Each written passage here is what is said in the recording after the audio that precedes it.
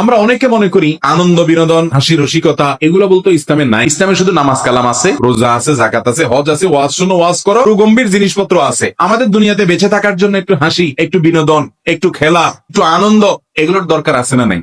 এগুলো ছাড়া মানুষ বাঁচতে পারে? মানুষ তো সামাজিক প্রাণী, সামাজিক অনেক বিষয় যেরকম তাদের দরকার হয়, বিনোদনমূলক অনেক কিছুরও দরকার। সেই বিনোদনের সকল ব্যবস্থা ইসলামে আছে। অমুসলমানের কাছ থেকে ধার করে কোনো কালচার বা সংস্কৃতি আনার দরকার নেই। মুসলমানের নিজস্ব সংস্কৃতি স্বয়ং সম্পূর্ণ। যেমন আমাদের প্রিয় নবী সাল্লাল্লাহু আলাইহি ওয়াসাল্লাম, তিনি কবিতা আবৃত্তি করার জন্য অনুমতি দিতেন। তিনি নিজেও কবিতা আবৃত্তি করেছেন। খন্দকের যুদ্ধের সময়, পরীক্ষা খনন করার সময়, মসজিদে নববী নির্মাণের সময়, হুনাইনের যুদ্ধের সময় তিনি কবিতা আবৃত্তি করেছেন। আনান নাবিয়্যু লা কাযিব আনা ইবনু আব্দুল মুত্তালিব আল্লাহুম্মা গফির আল্লাহুম্মা লা আইশা ইল্লা আইশাল আখিরাহ ফাগফির লিল আনসারি ওয়াল মুহাজিরা। এগুলো নবীজির কবিতা।